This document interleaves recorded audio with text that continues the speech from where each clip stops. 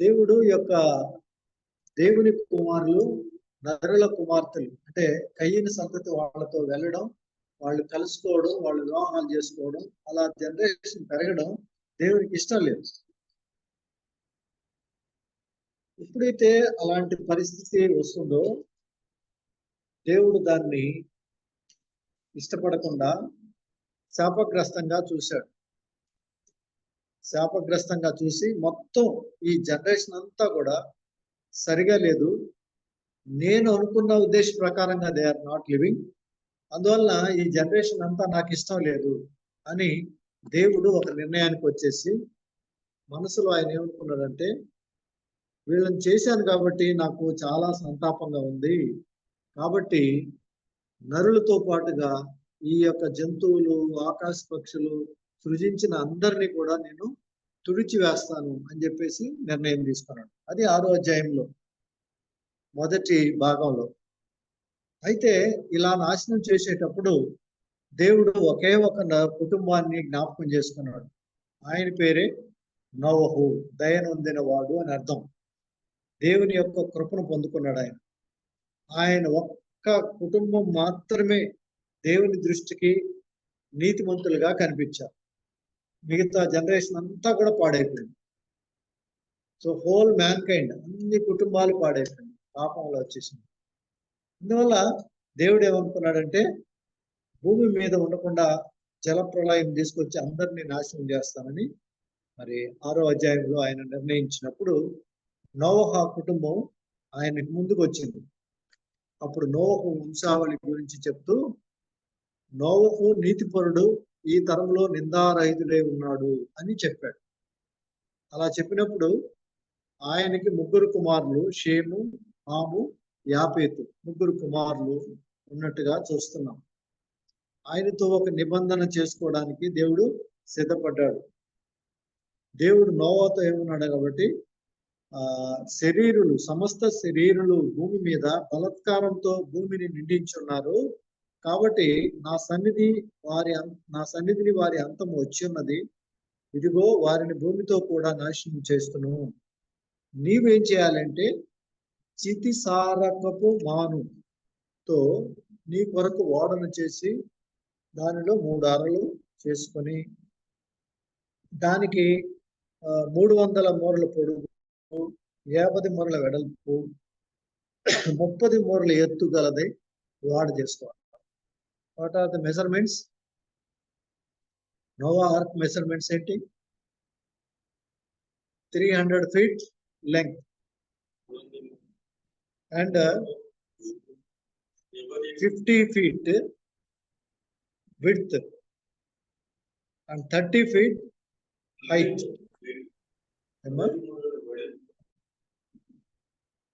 50 మూరలు అంటే 50 feet అమ్మా, 30 మూరలు అంటే 30 feet. అంటే యాక్చువల్గా మూరలు అంటే ఫీట్ కాదు, మనం ఇట్లా కొలుస్తాం కదా మోర్ దాన్ ఫీట్ వస్తుంది. యాక్చువల్గా మనం ఇట్లా మోర వేసినప్పుడు ఇది మోర ఫీట్ కంటే ఎక్కువ ఉంటుంది. ఫీట్ అంటే ఇక్కడి నుంచి వరకు వస్తుంది, ఇది కొద్దిగా ఎక్స్ట్రా. కాబట్టి ఈ విధంగా ఇన్ని మూరల, సో 300 మూరలు, అలాగే 50 మూరలు, హైట్ వచ్చి 30 feet, 30 మూరలు చేసి 3 అంతస్తులు పెట్టమను. అంటే ground floor, first floor, second floor. So ఇలాగా Noah ark was built as per the God's direction and specifications.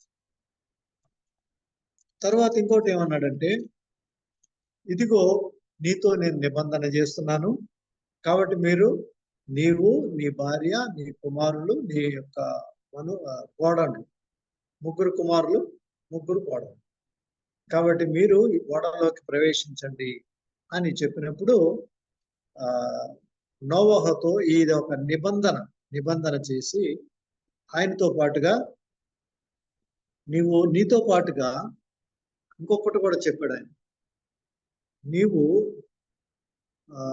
ఓడలో ప్రవేశించినప్పుడు సమస్త శరీరుల యొక్క ప్రతి జాతిలోనివి 2 చొప్పున ఓడలోనికి తేవాలి. అంటే ఈ యొక్క మృగాలు, అలాగే పక్షుల్లో నుంచి వాటి జాతి ప్రకారంగా రావాలి. అలాగే మరి మృగాలు, జంతువులు అన్నిటిలో నుంచి రెండుగా రావాలి. అలాగే తినుటకు నానా విధములైన ఆహార పదార్థాలు కూర్చుకొని ఉంచుకోవాలి. అవి నీకు ఆ జంతువులకు ఆహారం అవుతుందని దేవుడు వాగ్దానం చేశాడు. ఇది 6వ అధ్యాయంలో క్లుప్తంగా మనం తెలుసుకోవాల్సింది. అంటే దేవుడు ఏమన్నాడు, నేను నాశనం చేయబోతున్నాను, and I'm going to have a covenant with you. మీరు మాత్రము జీవిస్తారు, మిగతా అందరూ చనిపోతారు. కాబట్టి మీరు ఈ విధంగా ఓడ చేసుకోవాలి, ఓడలోకి మీరు వెళ్ళాలి అని చెప్పి. ఇప్పుడు 7వ అధ్యాయంలో వద్దాం. 7వ అధ్యాయంలో మొదటి భాగంలో ఓడలోనికి ప్రవేశించడం మనము చూస్తాం. కాబట్టి దేవుడు చెప్పిన విధంగానే నోవహు సిద్ధపడ్డాడు. ఆయన యొక్క ఓడను సిద్ధంగా చేసుకున్నాడు.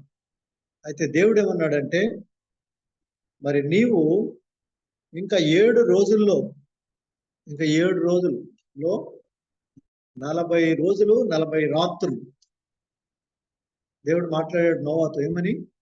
ఈరోజు దేవుడు మాట్లాడాడు, ఇంకా 7 days లోపల I'm going to start the rain. ఎట్లా ఉంటుంది ఆ rain? It will continue for 40 days. Days అంటే పగలు, 40 nights, 40 రాత్రులు 40 పగళ్ళు కంటిన్యూస్ గా పడుతుంది రైన్, కంటిన్యూస్ గా రైన్ అని దేవుడు చెప్పినప్పుడు ఈయన అన్ని కూడా సిద్ధం చేసుకున్నాడు. ఇలాగా చేసి నేను సమస్త జీవరాశులు భూమి మీద ఉండకుండా తుడిచివేయదును అని చెప్పినప్పుడు నోవాహు ఎంత చక్కగా ఒబే అయ్యాడంటే, దేవుడు చెప్పినట్టు చేసేసాడండి. ఎక్కడ కూడా డీవియేషన్ లేదు. Nowhere you got any deviation. ఈరోజు మనకు అంత శ్రద్ధ కావాలి. దేవుడు ఒక మాట చెప్తున్నాడంటే తూచా తప్పకుండా మనం కూడా ఆయన యొక్క మాటలు వినేటట్టుగా ఉండాలి. నేనేం పర్వాలేదులే అనుకోకూడదు ఎప్పుడు కూడా. బికాస్ మన జీవితాలకి దేవుడిచ్చే ఆశీర్వాదం చాలా చాలా గొప్ప, చాలా చాలా గొప్ప. దాన్ని ఎట్టి పరిస్థితుల్లో మనం పక్కకి మనం ఎప్పుడు కూడా తీసివేసుకోకూడదు. అందువల్ల ప్రియమైన దేవుని బిడ్డలారా, మరి నేను చెప్పే మాటల్లో మీరు జ్ఞాపకం చేసుకోండి. దేవుడు మనకిచ్చిన పనిని మనము బహు జాగ్రత్తగా చేయాలి. నోవా జీవితం ఆశీర్వాదానికి కారణం ఏంటంటే, వాళ్ళు చెప్పినట్టు చేశారు. 300 అడుగుల ఆ యొక్క మెజర్మెంట్స్ ఇచ్చాడు, ఆ ఎత్తు ఇచ్చాడు, 3 ఫ్లోర్లు అని చెప్పాడు. ఆ తర్వాత 2 డేస్గా అన్ని జంతువులు, పక్షులు లోపలికి తీసుకోవాలన్నాడు. అన్నీ చేశాడు. తనకు ఆజ్ఞాపించిన ప్రకారము యావత్తు ఇక్కడ నోవా చేసినట్టుగా మనము చూస్తున్నాం. అది 7వ అధ్యాయంలో మొదటి 5 వచనాల్లో మనం చూస్తాం. ఇక్కడ మరి దానిలో అన్ని కూడా తీసుకొచ్చినట్టుగా చూస్తున్నాం. పవిత్ర జంతువులలోను 7 పోతులు, 7 పెంటలు, 7ను, అలాగే పవిత్రములు కాని జంతువులలో ప్రతి జాతి పోతును, పెంటియు 2ను, అలాగే ఆకాశ పక్షుల్లో ప్రతి జాతి మగవి 7ను, ఆడవి 7ను. కాబట్టి ఈ విధంగా ఒక లెక్క ఇచ్చి వాటినన్నిటినీ ఆ యొక్క ఓడలోకి తీసుకొని రావాలని చెప్పాడు. ఒకవేళ మనం అనుకోవచ్చు, ఈయన అడవిలోకి పోయి అన్ని జంతువులు ఎలాగా తీసుకొని వస్తాడని మనకు అనుమానం రావచ్చు కదా. How Noah will get all the animals ఎలాగా దొరుకుతాయి ఆయనకి? అలా ఆయన వెళ్ళినా కూడా కొన్ని దొరకవచ్చు, కొన్ని దొరకపోవచ్చు. అయితే దేవుడు ఏం చేశాడంటే, దీనిలో చాలా డీటెయిల్గా చూస్తే ఆయనే పంపించాడు. ఆయనే 2 డేస్గా పంపిస్తూ ఉంటే, ఇక్కడ ఓన్లీ ఈయన జాబ్ ఏంటంటే రిసీవ్ చేసుకోవడం. అవి పాటికే వస్తాం. అంటే దేవుడు ఏర్పాటు చేసిన కార్యం ఎలా ఉంటుందంటే, దాని అంతటా అదే జరిగించుకుంటూ వస్తుంది. హల్లెలూయా, ప్రైజ్ ది లార్డ్. కాబట్టి యెహోవా తనకు ఆజ్ఞాపించిన దాని ప్రకారం అంతటా ఆయన చేసినట్టుగా మనం చూస్తున్నాం. ఆమేన్. ఇప్పుడు 6వ వచనం చూస్తాం. ఆ జల ప్రవాహము భూమి మీదకి వచ్చినప్పుడు నోవహు 600 ఏళ్ళు. నిన్ననే చెప్పాను కదా, అంతకుముందు జనరేషన్లు అంతా ఎంత పెద్దవాళ్ళు, ఎన్ని జనరేషన్స్, ఎన్ని ఏళ్ళు బ్రతికారు వాళ్ళు. How long they used to live? Around 1000 years, 969 years లాగా. ఒకళ్ళు 930, 950 ఇలాగా నివసించేవారు. అయితే ఇప్పుడు నోవాహుకు ఎంత ఏజ్ వచ్చింది? 600 years వచ్చింది. దెన్ అప్పుడు నోవాహు, అతనితో కూడా అతని కుమారులు, అతని భార్య, అతని కోడళ్ళు ఆ జలాహాలను తప్పించుకొనుటకు ఓడలో ప్రవేశించిరి. దేవుడు నోవాహుకు ఆజ్ఞాపించిన ప్రకారముగా పవిత్ర జంతువులలోను అపవిత్ర జంతువులలోను పక్షులలోను నేలన ప్రాకు వాటన్నిటిలో మగది ఆడుదు జతలు జతలుగా ఓడలోనున్న నోవాహు వద్దకు చేరెను. This is what I'm telling. ఇక్కడ ఏం రాశాడు? అన్ని కూడా ఆయన వద్దకి చేరే తర్వాత 7 దినములైన తరువాత ప్రవాహ జలములు భూమి మీదకి వచ్చిన. అప్పటి వరకు వర్షం కురుస్తానే ఉంది కానీ ప్రవాహంగా రాల. 7 days తర్వాతకి ప్రవాహం అనేది వచ్చింది. అప్పటికే వీళ్ళు లోపలికి వెళ్ళిపోయి ఉన్నారు. అప్పుడు నోవహు వయసు ఎంత? 600 సంవత్సరాలు. 2వ నెల 17వ దినమున మహాగాధ జలముల ఓటలన్నీ ఆదని మందే విడవబడెను, ఆకాశపు తూములు విప్పబడెను. చూసావా, దేవుడు నార్మల్ రెయిన్ కంటే కూడా ఇక్కడ ఒక స్పెషల్ రెయిన్ చూస్తాం. ఆ రెయిన్ ఎలాంటిదంట, ఒక చెరువులు తెలుసు కదా మనకు, పెద్ద పెద్ద చెరువులు తెగిపోతే ఎట్లా ఉంటుంది, ఆ ప్రవాహం ఎట్లా పారుతుంది, ఆ విధంగా ఈ ప్రవాహం పరిగెచ్చిందండి. 40 పగళ్ళు 40 రాత్రులు ప్రచండ వర్షము భూమి మీద కురిసింది. ఆ దినమందే నోవహును, నోవా కుమారులు, షేమును, హామును, యాపేతు, నోవా భార్య, వారితో కూడా ఉన్న 3 కోడళ్ళు ఆ ఓడలో ప్రవేశించింది. వీరే కాదు, ఆయా జాతుల ప్రకారం ప్రతి మృగము, ఆయా జాతుల ప్రకారం ప్రతి పశువు, ఆయా జాతుల ప్రకారం నేల మీద పురుగు, ఆయా జాతుల ప్రకారంగా ప్రతి పక్షి, నానా విధములైన రెక్కలు గల ప్రతి పిట్టయు ప్రవేశించు. జీవ ఆత్మ గల సమస్త శరీరులలో 2 ఓడలో ఉన్న నోవాహు వద్దకు ప్రవేశించు. అవే వచ్చేసినట్టుగా చూస్తుంది.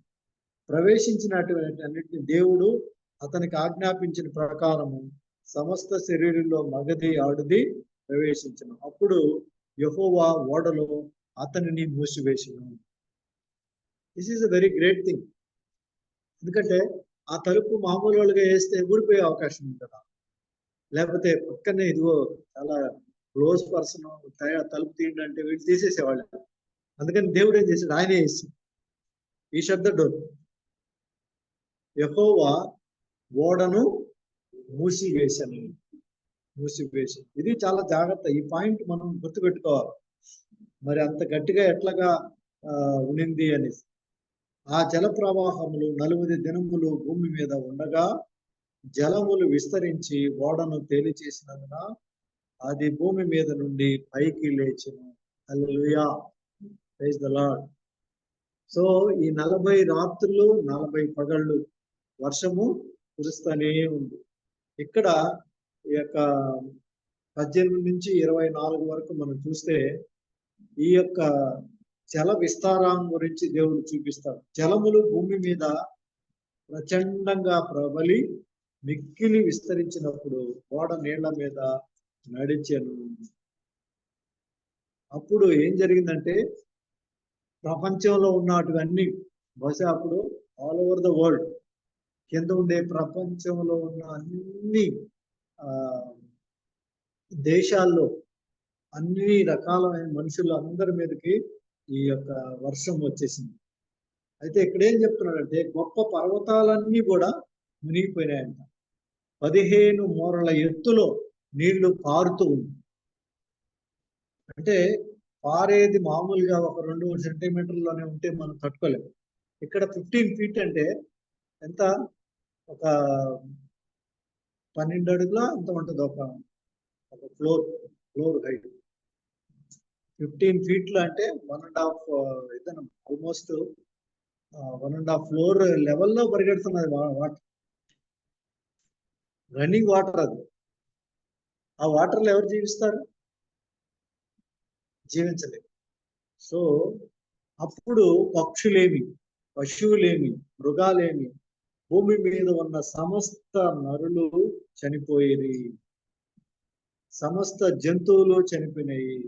నాసికా రంధ్రములో జీవాత్మ సంబంధమైన ఊపిరి అంటే నరులందరూ కూడా చనిపోయారు. నరులతో కూడా పశువులు, పురుగులు, పక్షులు, జీవరాశులు అన్నీ కూడా తుడిచివేయబడ్డాయి.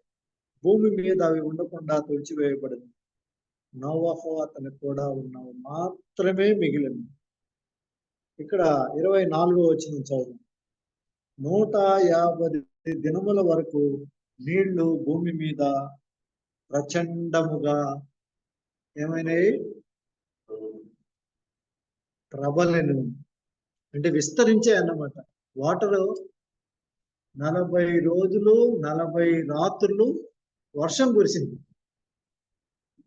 అయితే 150 డేస్ ఈ వాటర్ అక్కడే ఉండిపోయింది, తగ్గుముఖం పట్టలేదు. 150 రోజులు అట్లాగా ఉంటే ఎవరైనా మనుషులు నీళ్ళల్లో బ్రతుకుతారా?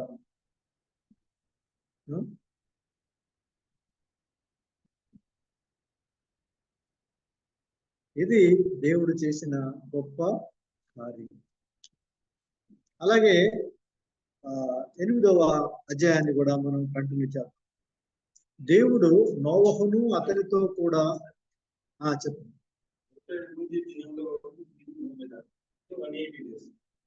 150 అంటే 50, 150, 50 అంటే 50, 80, 8 అంటే 180, 180 అంటే 150 అంటే డివైడెడ్ బై 30, 30 రోజులతో డివైడ్ చేస్తే 5 మంత్స్, 5 నెలలు వాటరు ఇటు స్టేట్ అన్న అర్థం. తర్వాత 8వ అధ్యాయానికి మనం అవుతాం. దేవుడు నోవహును అతనితో కూడా ఓడలో ఉన్న సమస్త జంతువులు, పక్షులు వీటిని జ్ఞాపకం చేసుకున్నాడు. దేవుడు భూమి మీద వాయువు విసరినట్లుగా చేయటం వలన నీళ్లు తగ్గెను. ఇప్పుడు దేవుడే కలగజేసుకుంటున్నాడు. 150 రోజులు అయిపోయింది కదా, నవ్వు ఎలా తగ్గాలి అంటే మనం నీళ్లు ఉంటుందాక మనం నీళ్లు తొడుపు వేసి స్థుతించిన తర్వాత ఏం చేస్తాం? ఫ్యాన్లు వేస్తాం. ఎందుకు? వెంటనే ఆరిపోవాలి. అలాగే దేవుడు కూడా నీళ్లు ఆరడానికి గాలి అలవ చేశాడు. ఆ యొక్క అగాధ జలముల ఊటలు, ఆకాశ తూములు మోయబడ్డాయి. అంటే ఏదైతే పైనుంచి అట్లా ధారగా వచ్చినాయో వాటన్నిటినీ దేవుడు మూసివేశాడు. అప్పుడు నీళ్లు భూమి మీద నుండి క్రమక్రమంగా తగ్గిపోవచ్చుండెను. 150 దినములైన తరువాత నీళ్లు తగ్గిపోవడం మొదలుపెట్టాయి. అంటే ఎక్కడి వరకు వచ్చినాయి తగ్గిపోగా అంటే పర్వతాలు కనిపించే స్టేజ్కి వచ్చేసింది. వేర్ వన్ స్టేజ్ వేస్తాం, they could see the top mountains, top of the mountain. ఒక కొండ, అరారాతు కొండ గురించి 7వ నెల 17వ దినమున ఓడ అరారాతు కొండల మీద నిలిచెను. ఆ కొండల మీదకి వచ్చింది, ఇంకా అక్కడ స్టేయింగ్. నీళ్లు 10వ నెల వరకు క్రమంగా తగ్గుచూ వచ్చెను. అంటే 5 నెలల వరకు నీళ్లు ఉన్నాయి. 7వ నెలకు వచ్చేటప్పటికి తగ్గడం మొదలు పెట్టాయి. ఈవెన్ ఓడ also it has rested on the top of the mountain దగ్గరకు వచ్చింది. చాలా ఆశ్చర్యంగా ఉంటది. ఇంత పెద్ద హిస్టరీ దేవుడు మనుషుల కోసం చేశాడు. ఇంత పెద్ద కార్యం చేసి నోవా కుటుంబాన్ని కాపాడాడు. ఒక్క కుటుంబాన్ని కాపాడడం కోసం దేవుడు ఇంత చేశాడు కదా. అందరిని తుడిచివేయలేదు. దేవుని యొక్క ఉద్దేశం చాలా గొప్పగా ఉంటుంది. తర్వాత మరి వీళ్ళు బయటికి అయితే రాలేదు, కానీ దెన్ నోవా ఏం చేసిందంటే ఒక కాకిని బయటికి పంపడానికి చూశాడు. 40 దినములు అయిన తర్వాత నోవహు తాను చేసిన ఓడ కిటికీ తీసి ఒక కాకిని వెలుపలికి విడిచాడు. కాకిని విడిస్తే ఏం తెలుస్తుంది? అది వెళ్ళిపోయేసి బయట దానికి ఎక్కడైనా కాళ్ళు తడిగా తాలకపోతే ఆ ఉండిపోతుంది. కాబట్టి కాకిని పంపించాడు. అయితే ఏమైంది? అది బయటకు వెళ్ళి భూమి మీద నుండి నీళ్లు ఇంకిపో వరకు అటు ఇటు తిరుగుచుండెను.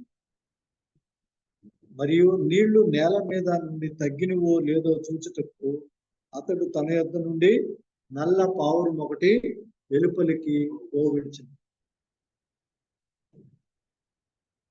నీళ్లు భూమి అంతటా మీద ఉన్నందున అరకాలు కూడా నిలపడానికి దానికి స్థలం దొరకలేదు కనుక ఓడలో ఉన్న అతని యొద్దకు తిరిగి వచ్చాడు. అతడు చేయి చాపి దాన్ని పట్టుకుని ఓడలోకి తీసుకున్నాడు.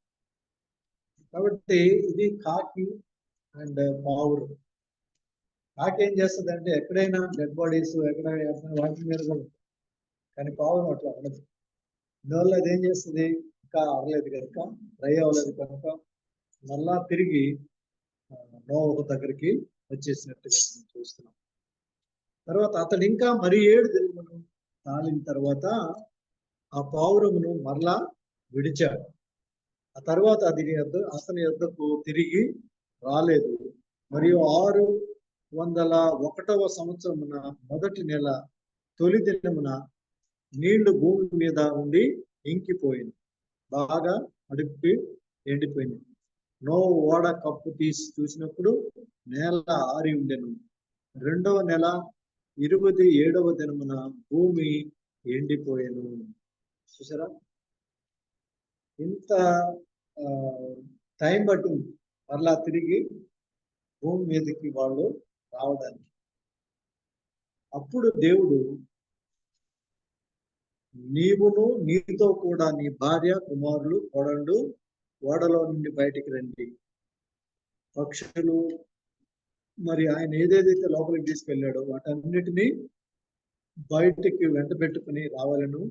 అవి భూమి మీద బహుగా విస్తరించి భూమి మీద ఫలించి అభివృద్ధి పొందవాలని నోవాతో చెప్పాను. కాబట్టి నోవా, అతని కుమారులు, ఆయన భార్య, కోడళ్ళు, కొడుకు, కుమారులు అందరూ బయటకు వచ్చిరి.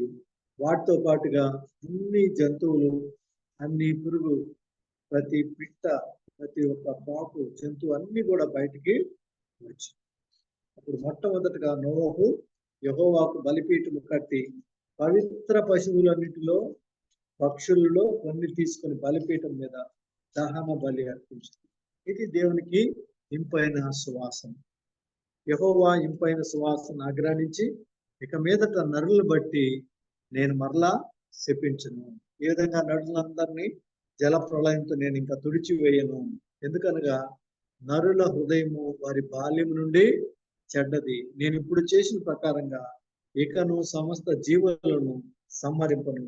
భూమి నిలిచి ఉన్నంత వరకు వేదకాలము, కోతకాలము, శీతోష్ణములు, వేసవి, శీతాకాలం, రాత్రి మగళ్ళు ఉండక మానవని తన హృదయంలో అనుకున్నాను. హల్లెలూయా, హల్లెలూయా.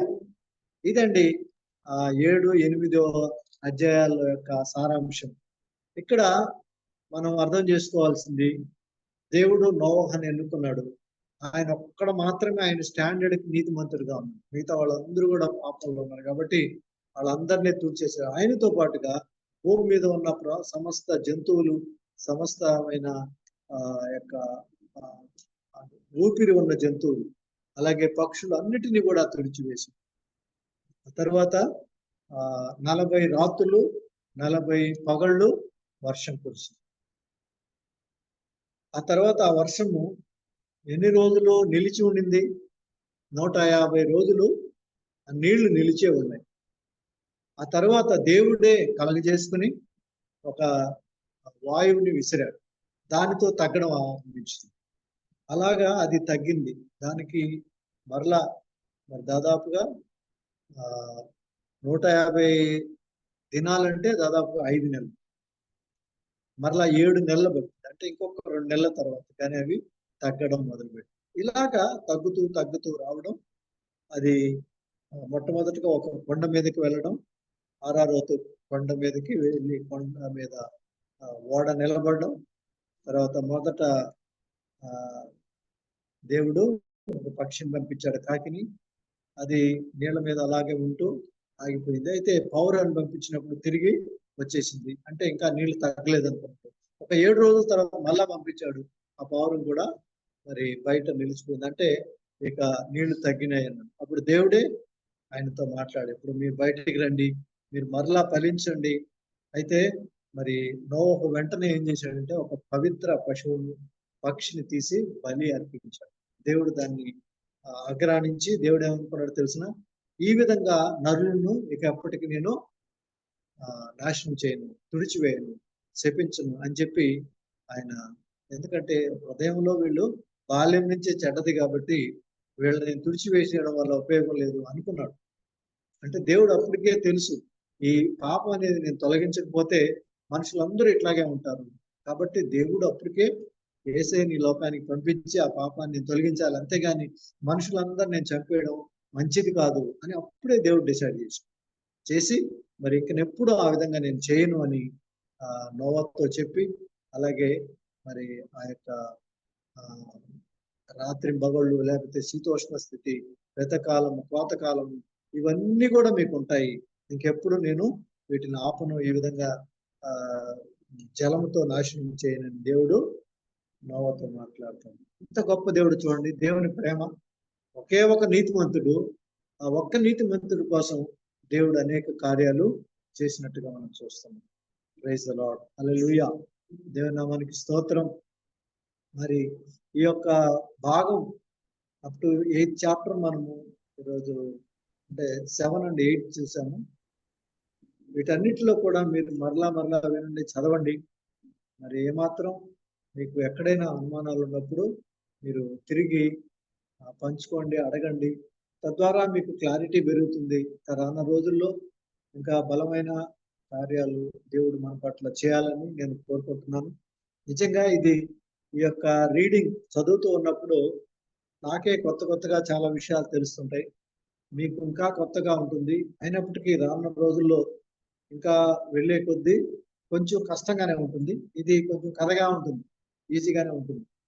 బట్ ఇంకా వెళ్ళే కొద్దీ దేవుడు చేసే యొక్క నిబంధన, అలాగే దేవుడు ఏ విధంగా ఉండమంటున్నాడు, ఏ విధంగా నడవాలని దేవుడు మరలా కోరుకుంటున్నాడు, ఇవన్నీ మనకు అర్థం అవుతాయి.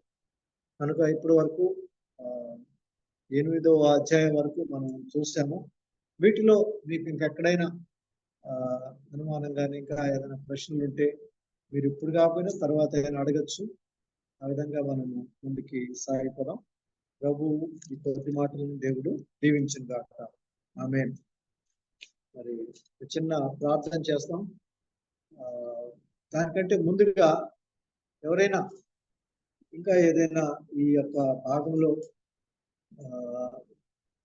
ఈ ఏరియా నాకు అర్థం కాలేదు అనేవాళ్ళు ఉంటే, ఇప్పుడే మీకు మీ మైండ్లో ఏదైనా ఉంటే you can ask me now, because it is a class కాబట్టి you can always ask questions. ఇక్కడ మీరు ఎవరికైనా అడగకుండా ఉంటే మరి చిన్న ప్రార్థన చేస్తాం.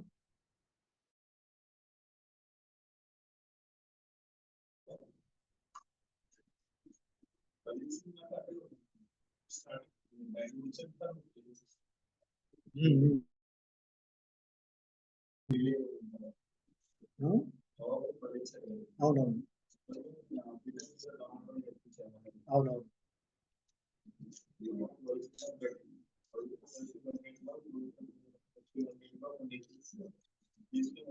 దేవునికి బలి అర్పించాలి.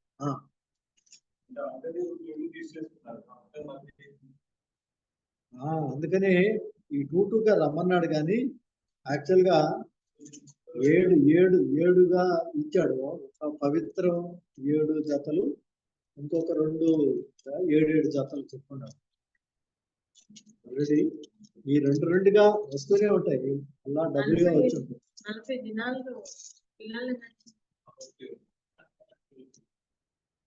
ఇక్కడ కూడా అది ఉంటది. బట్ ఇక్కడ కూడా 7 జతలు పరిశుద్ధమైనటువంటి వాటిలో, అపవిత్రమైనటువంటి వాటిలో 7 జతలు తీసుకోమని. సో ఇవి కాకుండా స్పెసిఫిక్ గా ఆయన తీసుకోవాలి. So for this purpose also you must have kept. అది కూడా ఉంది. కనుక ఆ యొక్క పర్టికులర్ జంతువు, ఆ పర్టికులర్ పక్షి, ఇక దానికి ఇంకా జనరేషన్స్ ఉండవనే కదా నీ డౌట్. బికాస్ బలి చేశాడు, ఆ తర్వాత ఈ పక్షి ఉండకుండా పోతాడు, ఈ జంతువు ఉండకుండా, అట్లాంటివి ఏం కాదు. ఈ బ్రాట్ అడిషన్స్ దేవుని కోసంగా ముందుగానే సిద్ధపరచాడు. 7 జతలు ఇవి, 7 జతలు అవి, అలాగా పక్షుల్లో కొన్ని తీశాడు. సో ప్లస్ ఏం చెప్పినట్టుగా లోపల ఇంకా కూడా పెరుగుతూనే ఉండొచ్చు. అది కాకపోయినా అది ఇష్టమైంది, ఇంపైన సువాసన. సో మనం దేవునికి బలి అర్పించినప్పుడు దానిలో పరిశుద్ధంగా ఉన్న వాటిని తీసుకుంటాయి, పరిశుద్ధంగా ఇవ్వాలి. అలాగా ఇచ్చినప్పుడు దేవునికి సంతోషం.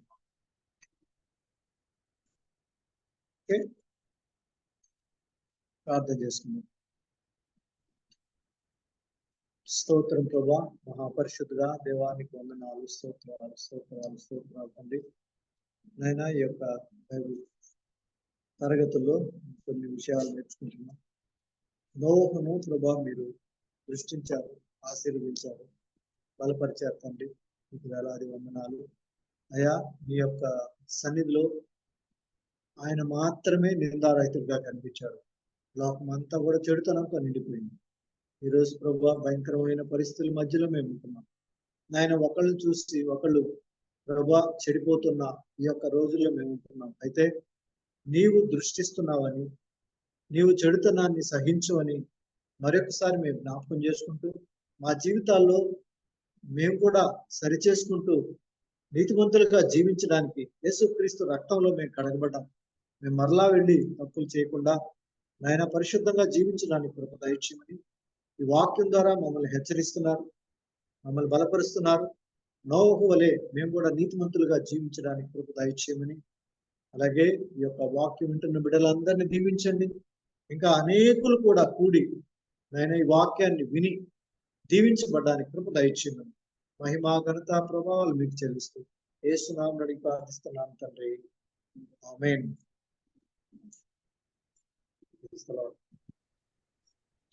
అందరికీ వందనాలండి. మరి